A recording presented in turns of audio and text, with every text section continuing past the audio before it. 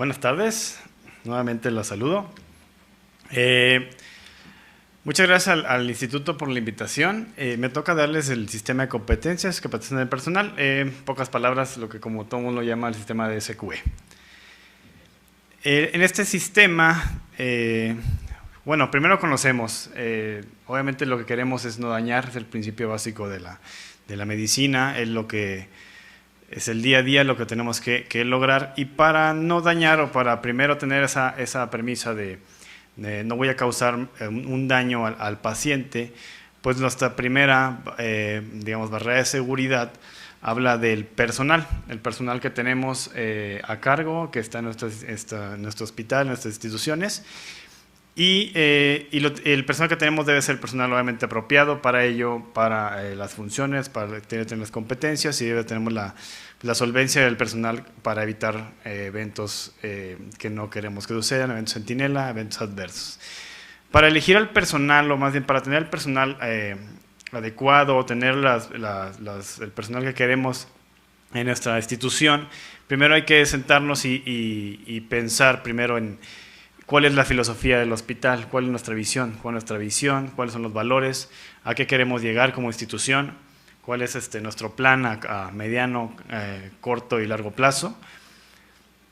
Obviamente, identificar muy bien qué tipo de pacientes vamos a tener, vamos a atender, en cuanto a patologías, edad, grupo de pacientes, hay que establecerlos, tener un pequeño análisis de cómo vamos a atenderlos, y los servicios que nuestra institución, nuestro hospital va a otorgar.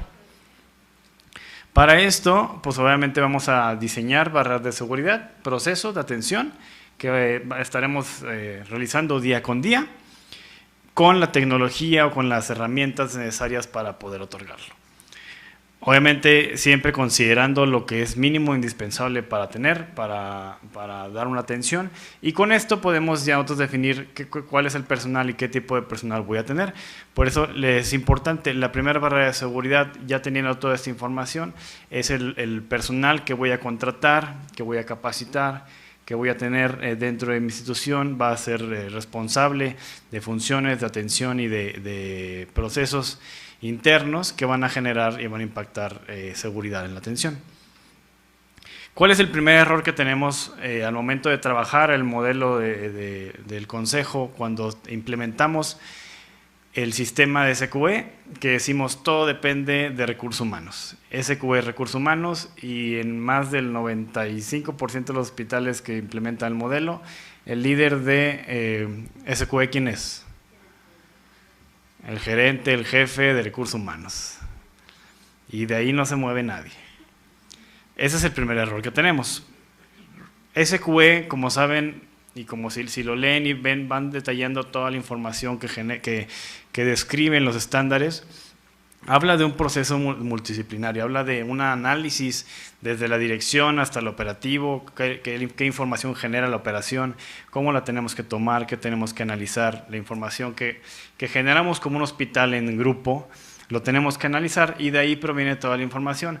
Recursos humanos solo ve una parte, digamos una mediana parte del sistema, reclutamiento, selección, y aún así es el que lo coordina. Muchas veces el reclutamiento, la selección, también participa el personal, digamos los jefes de área, los directivos. Recursos humanos solo coordina los procesos, y es por ello que el SQE es un sistema multidisciplinario y se tiene que hacer de manera conjunta con toda la organización. Como les decía, SQE se compone de diferentes procesos. Empezamos siempre con la definición de funciones y los privilegios. Viene la parte de reclutamiento de personal, la cual te lleva a una selección, y una vez ya teniendo el personal, pues lo asignas o lo asignas, depende de tus necesidades. Lo orientas una vez que ingresa a sus puestos de trabajo, evalúas su desempeño, lo capacitas de manera continua, y desarrollas un programa de salud y seguridad para que el personal tenga un trabajo adecuado y se sienta seguro dentro de sus instalaciones y dentro de su forma de trabajo. Y todos estos procesos son los que coordinan al menos SQE. Con esto es lo mínimo que debemos de considerar al momento de trabajar una planeación Al momento de integrar un sistema, se planea, se ven todos esos procesos, se hace una evaluación de los riesgos y problemas, de las situaciones que existen dentro de cada uno de los procesos que componen SQE. Y bueno, se trabaja la implementación de estos procesos, de sus barras de seguridad, de todo lo que el personal realiza dentro del sistema, se capacita obviamente y se supervisa. Al momento de que estamos trabajando, generamos información, generamos documentos, generamos información en general, hablamos de indicadores, etcétera, y esa información se analiza para generar las modificaciones necesarias que obviamente mejoren la atención que estamos dando y aumentemos la seguridad para, al finalizar, desarrollar informes anuales que podemos retomar nuevamente, recapitular con toda la información y volver a realimentar, digamos, las matrices de riesgos y problemas y trabajar en la mejora continua. Antes de iniciar cada uno de los procesos que conlleva SQE, me gustaría platicarles unos conceptos que a veces tenemos dificultad en tanto de explicarlos como desde comprenderlos, y al momento de trabajarlos los podemos confundir, en el cual hablamos primero de las funciones, que es de hecho el proceso número 1. Cuando hablamos de funciones, hablamos básicamente de las actividades operativas del personal, clínico y no clínico. No es lo mismo una función que una actitud. No es lo mismo evaluarle a un personal cómo administra un medicamento que evaluarle qué tan motivado está para, no sé, para algo, para hacer una actividad. Qué tan motivado, o si llega temprano, aptitudes, actitudes, no es lo mismo. Una función es una actividad en específico. Y eso es lo que debe ser muy claro al momento de pensar en funciones del personal. Sí es importante para las empresas, obviamente, evaluar desempeño en cuanto a si llega temprano, si respeta políticas, etcétera, pero en el modelo hablamos específicamente de funciones y es lo que nos compete porque es lo que le va a dar más valor a la mejora continua de la implementación de procesos mejores y la mejor seguridad. Después tenemos la credencialización y los privilegios. Son dos procesos, o más bien, credencialización es algo extenso, puede ser definido de muchas formas, pero básicamente es el control que tenemos para saber qué personal clínico externo viene a trabajar con nosotros dentro de la organización. Es un control, un listado que conlleva qué documentación va a traer, cómo lo va a traer, con quién va a entrar, y entonces lleva un proceso de control al momento de credencializar por ejemplo, un médico, para que pueda operar dentro de una institución o realizar algún procedimiento. Mientras que los privilegios es la parte en la que se solicita qué puede hacer, es más específico, es qué puedo yo, médico otorrino, hacer en tu hospital, y obviamente es lo que yo solicito y lo que el hospital le permite hacer. Entonces el credencialización es el proceso de control, mientras el privilegio es otorgarle el permiso para que pueda realizar ciertas funciones dentro de una institución. Mientras que la verificación de fuente original, pues obviamente es verificar que sus competencias y su digamos, documentación que está entregando a la institución, pues no es ficticia, no es falsa, sino que realmente hay una institución previa académica que lo está avalando de que tiene las competencias para generar un procedimiento o dar algún tipo de atención. Y cuando hablamos de personal clínico y no clínico, también me gustaría, los puse en el centro porque es la base principal. Personal clínico no depende, en el modelo no depende de la formación, en este caso. Por ejemplo, personal clínico es todo aquel que tiene una actividad que está relacionada con la atención del paciente. Puedo tener un nutriólogo que solo se dedica a ver el menú de cafetería. ¿Ustedes creen que ese es clínico en un hospital? No, o solamente se encarga un nutriólogo que se encarga de administrar la cocina. Y es uno de los errores que tenemos hoy, porque decimos, es nutriólogo, estudió nutrición, ve pacientes en su consulta afuera. Sí, pero en el hospital sus funciones son meramente administrativas, es solamente organizar una cafetería o un servicio de alimentos, no una atención directa al paciente, una atención que va relacionada a la atención de los pacientes hospitalizados, ambulatorios, etcétera. Entonces, eso es algo muy diferente, es lo que hay que diferenciar del personal clínico y el personal no clínico, que son todos los demás, que son a veces bastante sencillos de identificar. Pero sí me gustaría aclarar esos 6 puntos. ¿Alguna duda hasta ahorita? Pueden levantar la mano, todavía tenemos un poquito de tiempo. No, son al final, ¿verdad? Me regaña Carlos. Hablando de procesos, ahora sí, hablamos de la definición de funciones y privilegios. Cuando hablamos de funciones y privilegios, bueno, de funciones primero hablamos de todo el personal de la organización. Es personal, clínico, no clínico, se le definen sus funciones, ¿qué quiere decir? Sus actividades diarias, a las cuales son responsables. Y obviamente todos, los menos los no clínicos, pues, muchos, si no es que la gran mayoría, dependen de la organización. El personal clínico, como lo estábamos platicando hace un momento en la diapositiva anterior, pues puede existir un médico que yo contrato como hospital y un médico que viene a ofrecer sus servicios y yo le permito que realice cirugía en mi institución. Entonces, ese no depende de mí. O sea, de externo, viene de un servicio subrogado, está en el hospital por algún voluntario, etcétera. Ellos no dependen de mí. Entonces, a ese tipo de... A las personas que dependen directamente de mí siendo clínicos, al igual que los no clínicos, se le definen sus funciones. Estas son sus responsabilidades y esto es lo que tiene que realizar dentro de la organización.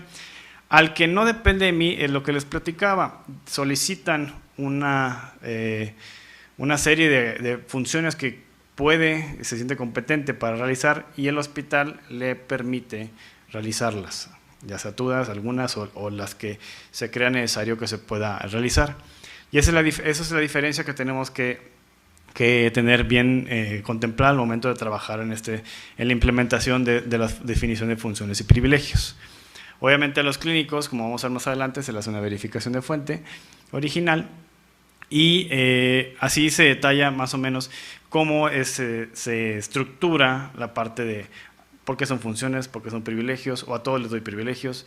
No, es personal clínico que no depende de la organización, sea médico, una enfermera, un nutriólogo, etcétera, que no depende de mí, se le asignan sus privilegios debido a que no es mi empleado, por así decirlo. Y también es importante que se le definan funciones a mínimo estas personas, que es personales clínicas que están en la parte de gestión, con funciones tan clínicas como de gestión, las que prestan servicios temporales, que dependen de nosotros y están por un tiempo definido en la organización, las personas que están dentro de un programa educativo, personal en formación, médicos residentes, enfermería, etcétera, voluntarios y personal que está en servicio subrogado dentro de la organización, a veces le llaman personal insight o depende de la empresa cómo lo manejen, pero es personal que viene de otra empresa y está conmigo y genera atención acorde a mis políticas y mis procedimientos, entonces a ellos también se les generan las funciones. Dentro del proceso, cambiando el proceso de otorgamiento de privilegios, hablamos de todas estas etapas que se tienen que realizar para llegar a otorgar el privilegio en sí, en el cual obviamente tenemos dentro del proceso de comercialización la identificación del personal que va a estar otorgando la atención o puede prestar atención en el hospital, en qué servicios lo va a otorgar. Obviamente es a través de una solicitud. Yo como médico llego al hospital y digo, yo médico cirujano general, puedo hacer estos procedimientos después de una verificación de fuente original para saber si realmente tiene las competencias como médico cirujano general, se analizan nuevamente sus habilidades, se tiene que ver se ve un trayecto, a lo mejor la trayectoria, las certificaciones o adiestramientos que ha tenido, diplomados, etcétera, y se analiza si qué privilegios se le pueden otorgar. Entonces puede tener una lista de 200 y otorgarle nada más 1 o 2, dependiendo de lo que el hospital analice, necesite y considere que pueda realizar ese médico o enfermera o personal clínico que vaya a otorgar la atención en el hospital. Y obviamente la comunicación es muy importante. La comunicación con el médico que va a otorgar esa atención, de comunicarle qué puede hacer, qué no puede hacer, cuál está dentro como vimos al principio, qué está dentro de la filosofía del hospital y cómo va a generar esto información para después, obviamente, evaluarlo y considerar volver a otorgar privilegios dependiendo de su desempeño. Teniendo la parte del proceso de reclutamiento y selección, aquí es donde decíamos, reclutamiento, todo el mundo piensa en recursos humanos. Reclutamiento, tú te encargas, tú búscame a alguien, etc. Entonces, algo importante siempre es considerar la necesidad de los servicios. Considerar, escuchar al jefe de servicio, a los supervisores, a los coordinadores, qué necesitan, qué es lo mejor para el puesto que están buscando, la competencia, las habilidades, qué funciones va a tener para así poder generar una contratación donde se le evalúen de manera inicial las competencias de la persona y se pueda generar un proceso de adaptación más sencillo y obviamente mejor para la institución y para la persona que está elaborando las funciones. ¿Esto qué te permite? A lo mejor tenemos un proceso estándar para reclutar y para seleccionar, pero si hacemos estos tipos de análisis, muchas veces nos generan diferencias o variaciones en cómo va a contratar a lo mejor personal clínico, personal no clínico, personal de enfermería, personal médico, que nos ayude a tener un proceso más detallado y más concientizado para que la persona que va a ingresar sea competente, sea la adecuada, se evalúe y la evaluación tenga digamos, desempeño satisfactorio una vez que ingresa a la organización. Una vez ya tenemos el personal dentro de la institución, pues hablamos de que ningún hospital en ningún lado es constante en cuanto a su atención. A veces tenemos muchos pacientes, tenemos pocos, a veces un servicio está con sobredemanda y eso genera que tengamos que mover al hospital. ¿Por qué tenemos que generar movimientos? Porque al menos alguien levante la mano donde digan, tengo llena la terapia, contrátame 3 enfermeras y se les contratan mañana. En ningún lado. Y si pasan uno, pues nos avisan. Para poner como buena práctica. Pero en ningún lado pasa eso. Obviamente hay que administrar la economía porque al final de cuentas con eso se conlleva a generar recursos o tener recursos para generar más administración en cuanto a la atención del paciente. Entonces generamos el proceso, o más bien se genera el proceso de asignación y reselección del personal. ¿Qué quiere decir? Que las necesidades de un área se evalúan, se escuchan y obviamente acorde a las competencias del personal y la dificultad del paciente, por así decirlo, la complejidad del paciente se generan, pues cuánto personal va a tener asignado esa área o ese servicio. Entonces se tiene que hacer una planeación bastante compleja. Enfermería es el que lo tiene, digamos, como más arraigado, es al que todo el mundo le pregunta cómo lo realizan, pero eso aplica para todo el hospital, en todos los servicios y en todo el personal. Obviamente al hacer esto, como incluyentes que somos, se consideran los valores y las creencias del personal, debido a que esto puede generar conflicto o incomodidad en su actuar dentro de la institución. Y se genera un proceso de cómo va a ser el traspaso de funciones. Por traspaso de funciones no se refiere el modelo tanto a yo estoy instrumentando y me tengo que retirar porque me llaman para irme a otra área y se lo paso a otra enfermera. Pues no, eso es algo, digamos, que sencillo. Hablamos de funciones de traspaso de funciones cuando la persona al que vas a darle la batuta en ese proceso de atención, pues digamos que sus funciones no son las diarias o su trabajo diario no es el de realizar esa función, por ejemplo, en instrumentar. De hecho viene el ejemplo claro en el estándar, ustedes lo pueden encontrar, donde dice una enfermera instrumentista que va a entregarle, digamos, la función a un médico residente. Eso es específicamente lo que habla como traspaso de funciones y no tanto como una entrega de guardia. Eso es distinto. Y pues al final obviamente tenemos que supervisar y controlar todas estas acciones para generar información, y como hemos visto en todos los sistemas y vamos a repetir bastante, pues generan información para la mejora. Después tenemos la orientación. Como proceso de orientación habla de cuando se ingresa al hospital, se tiene una orientación general al hospital o a la institución donde estás ingresando. Obviamente esta general va inmersa también una orientación específica al área, una orientación que no solamente es enfermera, aquí haces lo que hacen todas las enfermeras del mundo y pásale a tu área y diviértete, ¿no? Como dicen, los mandamos a la trinchera. No, la idea es que se tenga un proceso en el cual obviamente se orienta de cómo se trabaja en el hospital y cómo va a ser tu desempeño en el servicio donde vas a estar laborando durante en tu trabajo diario. Dentro de esas funciones obviamente se debe de especificar las barras de seguridad, que son, como sabemos, se tienen que realizar bien y oportunamente. Si no se hacen así, pues realmente no es una barrera. De hecho, se siente como una carga y el personal empieza a demeritar esas acciones, y es por eso que se tienen que especificar y ser muy claras para que obviamente un personal de nuevo ingreso no esté tan susceptible a cometer errores. Esto igual en servicios subrogados y en el voluntariado, en el cual se le especifican sus funciones y cuáles son sus responsabilidades dentro de la institución. A todo este personal, de los que tenemos arriba en la diapositiva, se les orienta o debe darse una educación y debe dar una concientización en la notificación de eventos adversos, de eventos centinela y de cosifallas. Obviamente para eso, como ya habrán visto en otros sistemas, en el plan de seguridad, en todo lo de QPS, pues existen o deben existir definiciones operativas, el cual el personal debe conocer para poder identificar errores y notificarlos de manera pertinente.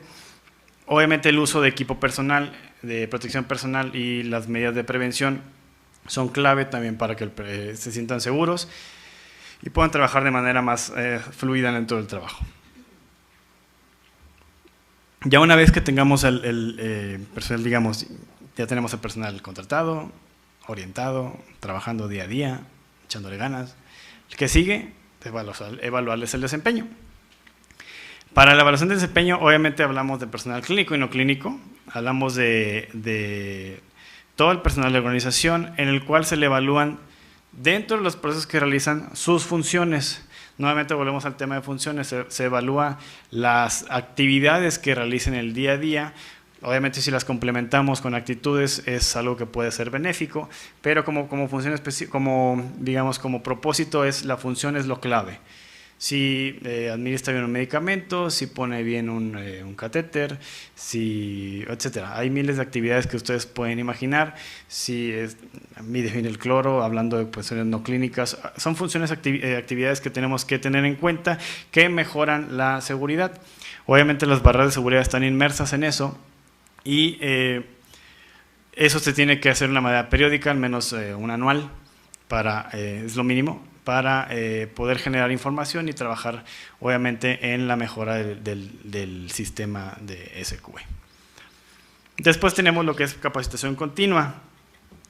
Dentro de la capacitación, obviamente hay muchos procesos que muchas formas que hay que tomar en cuenta, muchas cosas que hay que analizar, hablando primero de una medición, de los procesos, una supervisión también de las actividades que realiza el personal, obviamente las evaluaciones de esto, las evaluaciones de desempeño que realiza, notificaciones o alertas que se tienen que tomar en cuenta, y toda la cuestión de daños o daño que recibe el personal, todo lo que es procesos riesgosos que generan un impacto en cuanto a la seguridad de cada una de las personas que trabajan en el hospital.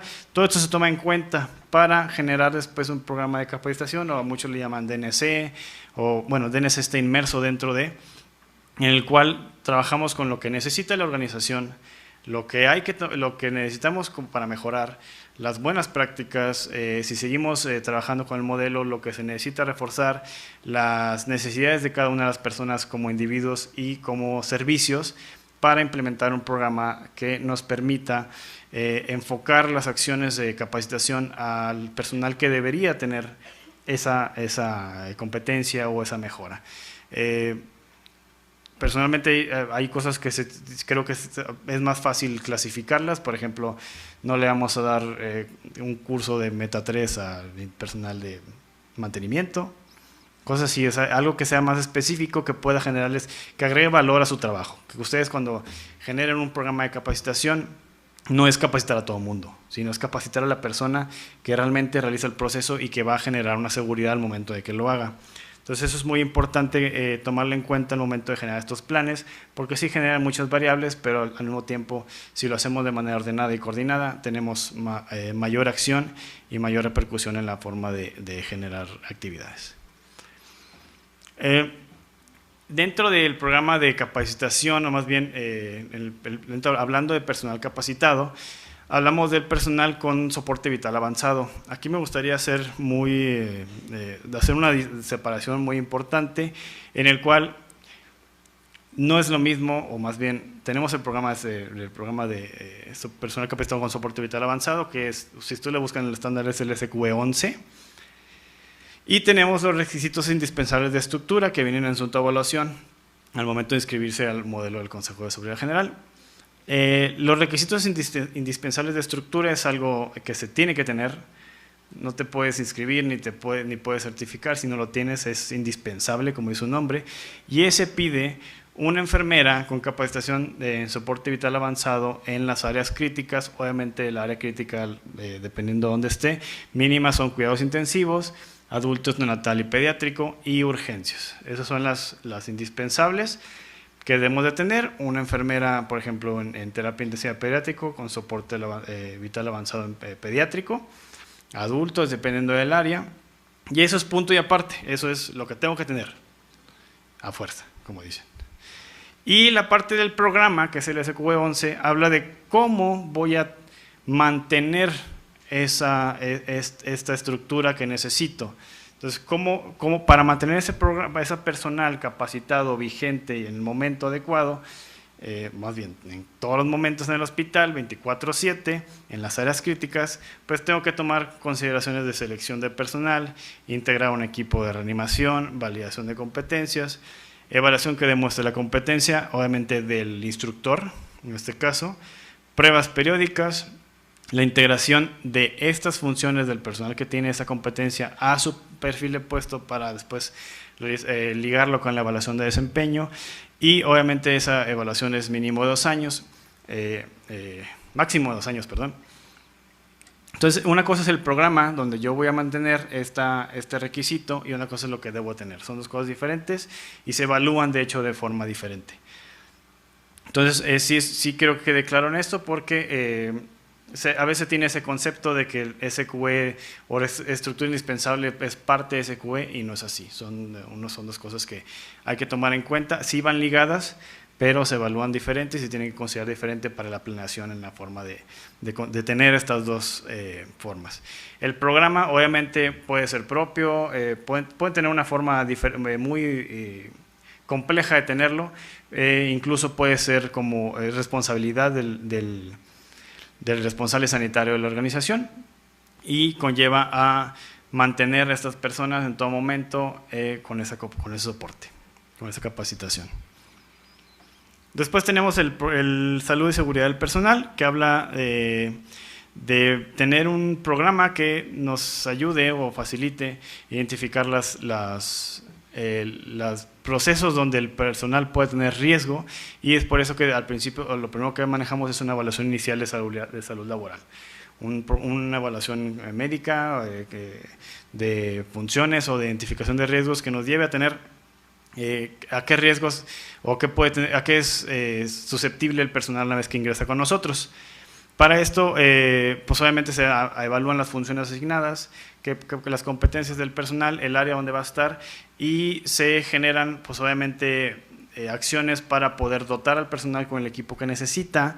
¿Qué le voy a capacitar? Nuevamente, como les decía, eso se toma para el programa de capacitación, y exactamente en qué le voy a capacitar para disminuir sus riesgos, y si el personal lo requiere, un seguimiento médico con un tiempo predeterminado para poder identificar alguna enfermedad de trabajo que tengamos que analizar y considerar para evaluación de riesgos y problemas, y después mejora continua y mejora la seguridad del colaborador. Y para los últimos puntos hablamos de personal clínico. Como personal clínico tenemos el personal que ingresa con nosotros, que va a dar una atención clínica en el hospital, se ingresa, se verifica su fuente original. Obviamente cuando hablamos de verificación de fuente original hablamos del personal que tiene cédula y que no tiene cédula. El personal que tiene cédula pues es sencillo, digamos por así decirlo, está en la página del registro de… ¿me llaman con el nombre? Registro de profesiones, díganlo en coro así como se vean divertidos cantando. Ahí podemos identificar la cédula, si es especialista, si tiene alguna licenciatura, ingeniería, etcétera. Bueno, hablando de personal clínico, licenciatura, médico, químico, etcétera. Y si no tiene cédula, debido a que a veces las escuelas, o una subespecialidad, una especialidad que la escuela no genera una cédula profesional, la verificación de fuente original se vuelve un proceso de comunicación con las instituciones o con las organizaciones que dan esa capacitación o esa competencia. Entonces se establece comunicación vía electrónica, vía física, o generando digamos la certidumbre de que el personal que va a ingresar y dice tener esa competencia la tiene y avalado por una institución, obviamente que sea reconocida y que sea bien, que esté bien que la dé esa institución. Y esto se va obviamente integrando entre un expediente del personal. Después se le definen sus funciones, dependiendo del trabajo que va a realizar. Se realiza su evaluación inicial, y la evaluación inicial, como saben, es a todo el personal, y después se realiza la evaluación de desempeño mínima anual que va a tener cada uno de ellos para generar información y saber cómo lo vamos a realimentar en cuanto a las funciones que está haciendo correcta o incorrectamente, o incluso si va a tener más funciones, porque aquí no le toca que hace más cosas de las que le dijeron que iba a hacer. Creo que a todo mundo. Entonces es un proceso que se tiene que ir haciendo. Y digo, si hacen menos cosas, pues no lo van a decir. Entonces, por eso hice la pregunta en más. ¿Okay? Todo esto se va documentando y se genera un expediente del personal, por así decirlo, donde se registran competencias, funciones, sus verificaciones, sus capacitaciones, hablando de diplomados, resultados de evaluaciones. Si hacemos evaluaciones periódicas, se van anexando en este expediente para generar un récord de todo lo que el personal va creciendo, se va desarrollando dentro de la institución. Esta se pide de manera estandarizada, obviamente un orden es más fácil de tener controlado para generar información. Y sí me gustaría aclarar que además este punto como punto final, es por eso que se crea un mito, aunado a que estábamos diciendo que SQE es recursos humanos, que no es cierto. Se crea el mito que SQE, que son expedientes. Entonces, cuando pensamos en SQE es la oficina de recursos humanos, su líder es su jefe, es la jefa de recursos humanos o jefe, y SQE digamos que sí se demuestra en expediente, pero no quiere decir que el expediente sea el proceso. ¿Sí me explico? ¿Sí? O sea, sí se demuestra el expediente al final, porque es la forma en que tú tienes un control y tienes un orden de las cosas, pero el proceso que se lleva a cabo, digamos que el expediente es el resultado de varios procesos que se llevan a cabo.